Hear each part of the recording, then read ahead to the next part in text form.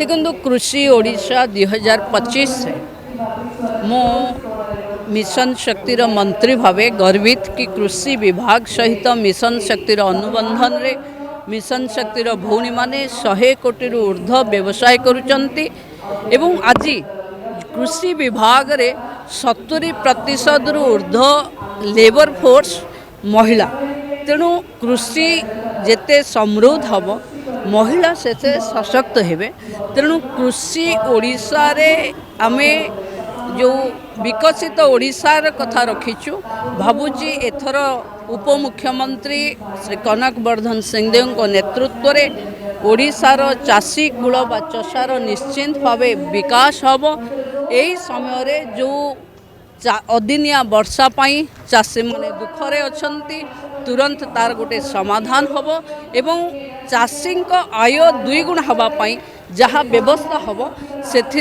आम चाषी माने ओडिशा को आहुरी समृद्ध करी उत्कर्ष ओडिशा करिवे।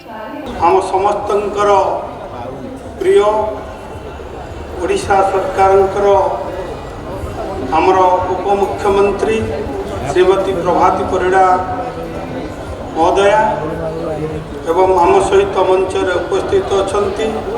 प्रोफेसर प्रभात कुमार राहुल महाशय एवं आमर डायरेक्टर फिशरी श्री सादिक आलम महाशय एवं डायरेक्टर हॉर्टिकल्चर श्री निखिल पवन कल्याण जी एवं मो सामने उपस्थित समस्त कृषि प्रेमी महिला स्वयं सहायक गोष्ठी व्यवसाय संस्था कृषि उद्योगी समवाय प्रदानकारी संस्था एवं ओडिशार कोण अनुकोण आसीथिबा ए मेलारे उपस्थित थिबा समस्त जनसाधारण समस्त को आज ए कृषि मेलार द्वितीय संध्यारे मोर अंतर शुभेच्छा ज्ञापन करुच्ची हृदयर गभीरतम प्रदेशरू साधुवाद मध्य देवाकू चाहूँगी। बंधुगण आज आपण माने समस्ते जानिचंती जो आमर प्रिय प्रधानमंत्री लक्ष्य रही 2047 बेलू विकसित भारत गठन करवा एवं आमर ओडिशा को मध्य 2036 बेलू एक विकसित राष्ट्र राज्य रे परिणत करवा।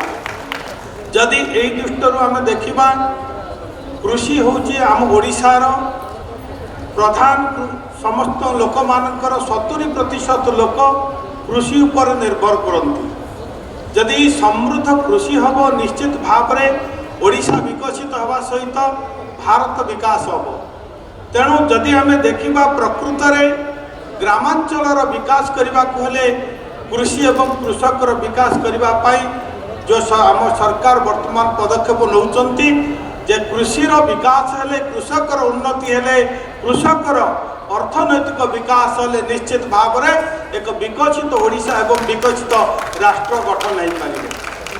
जे कृषि क्षेत्र में अनेक समस्या मध्य रही जोटा कि आम समस्ते जानिचंती समस्ते कहते आगुरी जे कृषि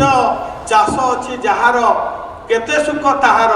किंतु मझिरे हो जाइतिला चाष अच्छी जार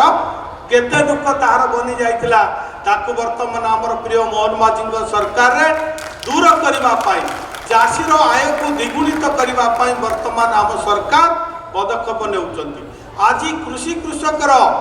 जो रही अर्थनैतिक विकास करने आपण मैंने समस्ते जानिचंती प्रिय मुख्यमंत्री जो पदक्षेप नहीं धानर जो एमएसपी को मध्य वृद्धि करा 31 टंका को वृद्धि करा जोटा कि वर्तमान कृषि कृषकर उन्नति होगा संगे संगे एवं एवं वर्तमान जो अदिनिया वर्षा है से क्षयक्षति समस्त आकलन कर तुरंत रिपोर्ट देवाक समस्त अधिकारी मानक जिला कलेक्टर आरंभ कर जिला अधिकारी मानक आमर प्रिय मुख्यमंत्री निर्देश देइछंती जे मोर कौन कृषक बाद न पड़ू जार क्षयक्षति समस्ते तार क्षयक्षति भरण करने सरकार प्रस्तुत रही। वर्तमान आम देखा जदि समस्ते ये महिला ग्रुप आमर जो मैंने आसी एसएचजी ग्रुप माने से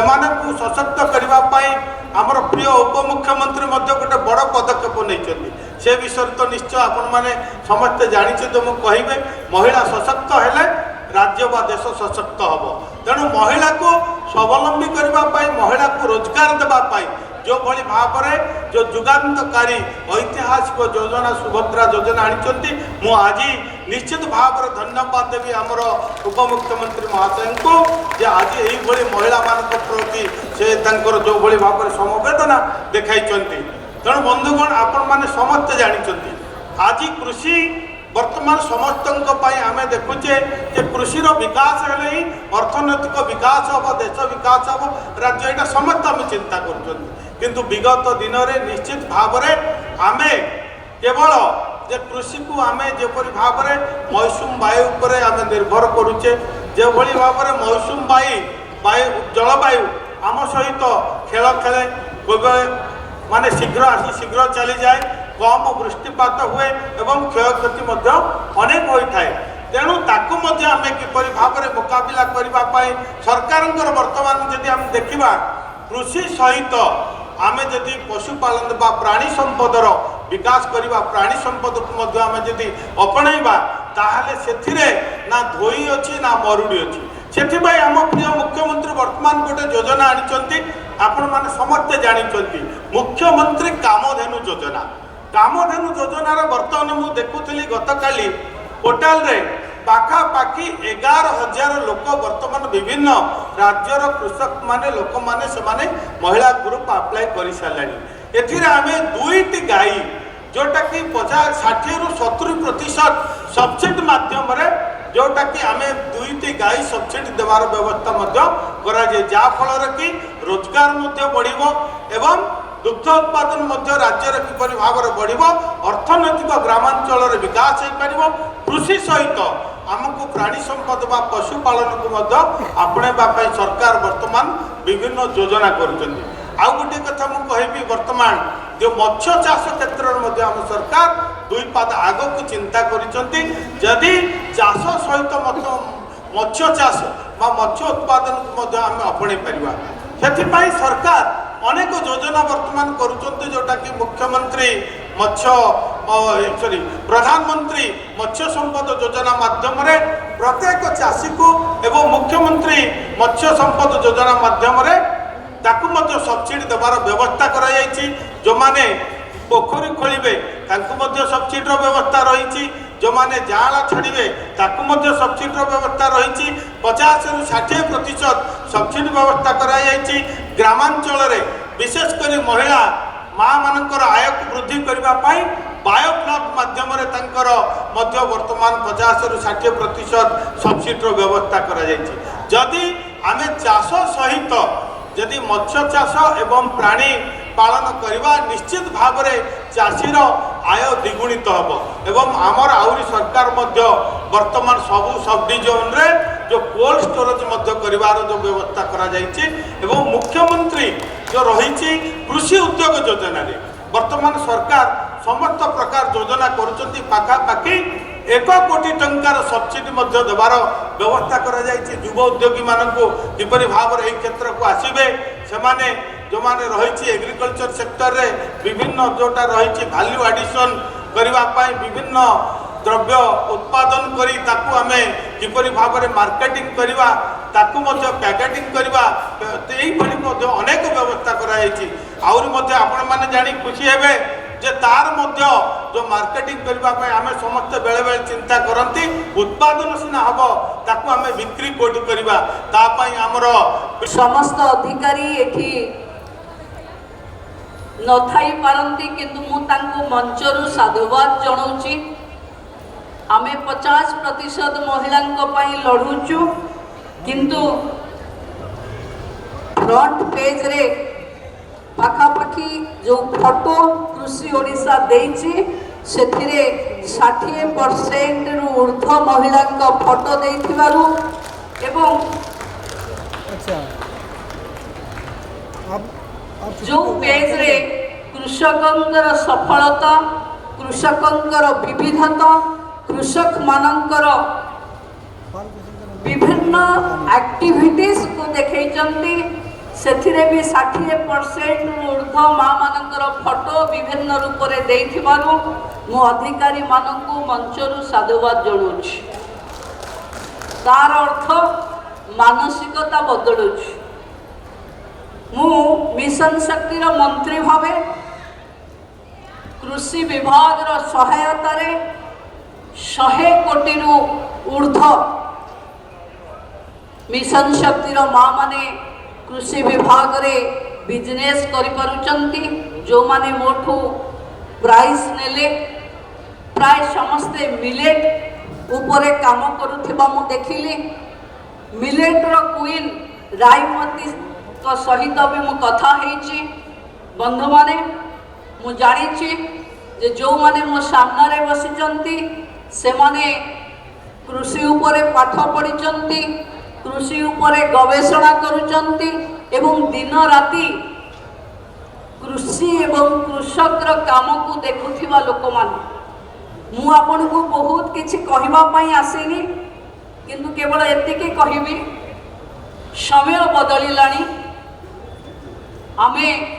गोटे प्रकार कृषि रे आउ जे विकास हबो एभली भाबिबा ठीक नुहे। आज भेरा आमे विभिन्न प्रकार खाली धान रे जे आमे देखुथिबे आपण माने खाली धान रे जे आमे बढ़ी जीवा कि खाली बाजरा मिलेट रे जे बढ़ी जीवा ए कथा आउ संभव नुहे। जो महिला माने मु देखिछि मिशन शक्तिर माँ माने पोल्ट्री ठू आरंभ करी मिलेट हॉर्टिकल्चर सबको एक कंपोजिट चाष करिवार समय एबे आसीछि। मु आपण मान को पाखे जो माने गाँ गहली रे अछंती, जो माने कृषि ओडिशा को आसीबा कृषि ओडिशा रे चर्चा होथिबा विषय को जानिबा पई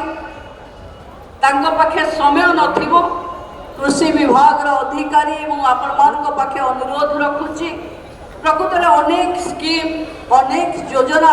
कृषकन को जाए सरल भावे पहुँचवा बहुत कष्ट होछि। कारण कृषक माने भी बेले बेले जानी पारु नाहंती तांको पई आमे सब कोन निष्पत्ति नउछु। आमे समस्त चाहुचे कि तांकर परिवर्तन हो। एथि पई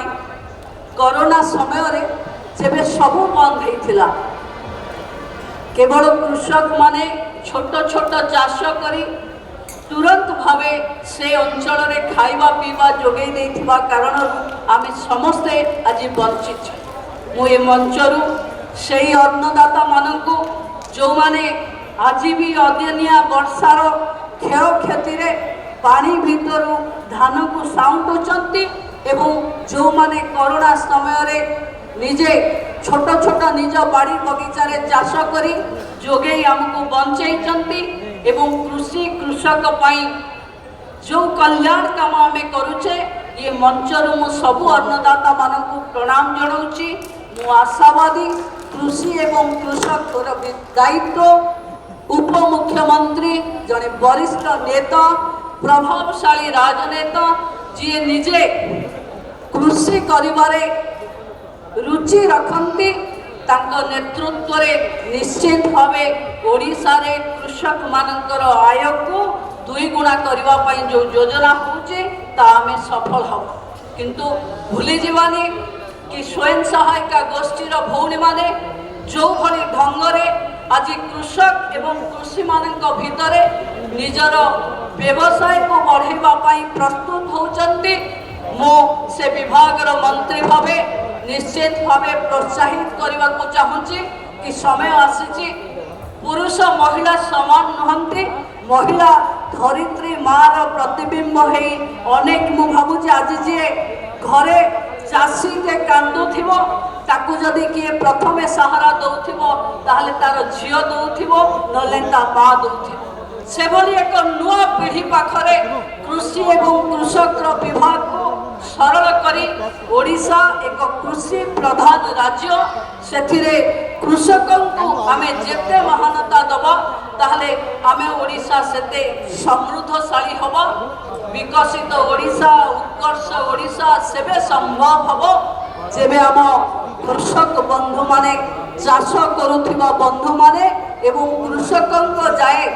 से सूचना पहुँचुथिबा बा से माध्यम को आमे माने बहुत सबल सुदृढ़ करि परिबा। तेणु पुणी थरे कृषि कृषक एवं अन्नदातार कल्याण कामना करी मो बाणी को विराम दूची समस्त को बहुत